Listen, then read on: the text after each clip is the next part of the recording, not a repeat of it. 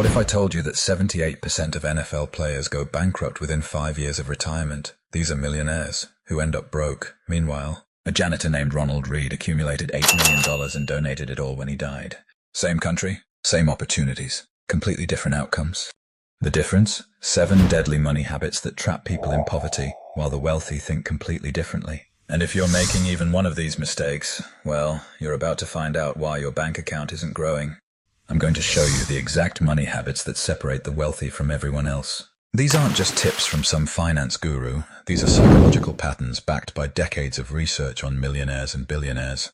By the end of this video, you'll understand why most people stay broke their entire lives, and more importantly, how to escape that trap. Make sure you watch until the end because habit number 7 is the one that controls all the others. Habit number 1, buying things to feel rich instead of buying things that make you rich. Picture this. Sarah gets her paycheck, sees her favorite influencer with a new designer bag and thinks, I deserve this too. 3 clicks later, there goes 40% of her monthly income on something that will be worth half the price tomorrow. Poor people buy liabilities and call them assets. They buy cars that depreciate, clothes that go out of style, and gadgets that become obsolete. It's emotional spending disguised as reward. Rich people think differently. When Warren Buffett sees an expensive watch, he doesn't think about how it looks. He thinks about what else that money could buy. He famously said, "Price is what you pay, value is what you get." The wealthy buy assets first, things that put money in their pockets. Real estate, stocks, businesses, education. They understand that every dollar spent on looking rich is a dollar that can't work to make them actually rich. Here's the psychological shift. Instead of asking, how can I afford this? Rich people ask, how can this afford itself? They buy income-producing assets that eventually pay for their luxuries. Habit number 2, saving money in all the wrong places while losing it in the right ones. I know someone who drives 20 minutes to save 10 cents per gallon on gas, but pays $200 a month on subscription services they forgot about. They'll argue over a $3 coffee, but won't negotiate their $300 car payment. Poor people save pennies and lose dollars. They focus on cutting small expenses while ignoring the massive financial leaks in their life. It's like fixing a leaky faucet while your roof is caving in. Rich people understand the 80-20 rule. 80% of your financial results come from 20% of your decisions. They focus on the big wins, negotiating salaries, reducing major expenses, optimizing taxes. While others spend hours clipping coupons to save $20, wealthy people spend that same hour learning skills that could increase their income by $20,000. They save aggressively on the things that don't matter and spend freely on what moves them forward. The shift. Audit your 3 biggest expenses right now. Housing, transportation, and food usually make up 70% of spending. A 10% reduction here beats a year of coupon cutting. Habit number 3, thinking that trading time for money is the only way to earn. Most people live in a linear world. Work 1 hour, get paid for 1 hour. Work 40 hours, get paid for 40 hours. Miss a day, lose a day's pay.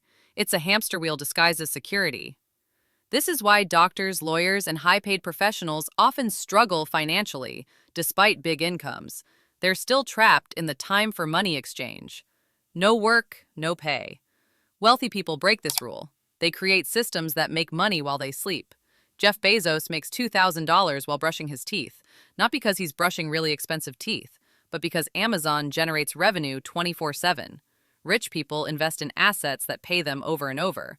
Rental properties collect rent monthly. Dividend stocks pay quarterly. Businesses generate profit continuously. They build once and get paid forever. The mindset shift. Instead of asking, how can I work more hours? Ask, how can I make money work for me? Your goal should be to become unemployable in the best way possible.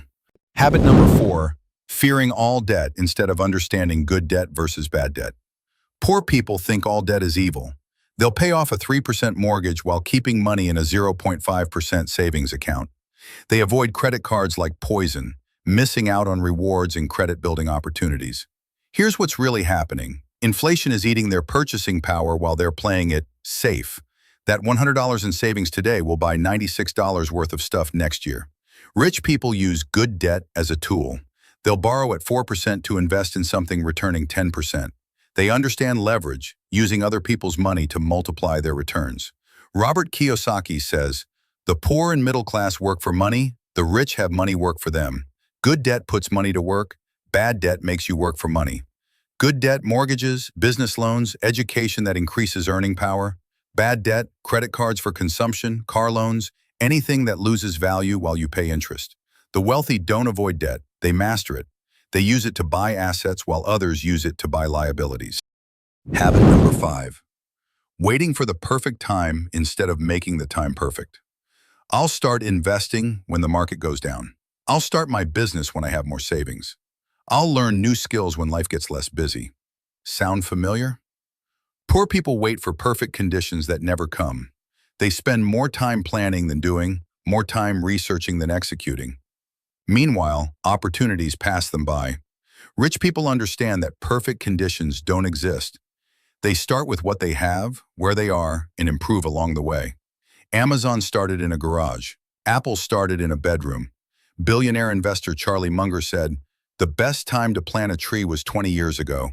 The second best time is now." Waiting for certainty is certain failure. The wealthy bias toward action.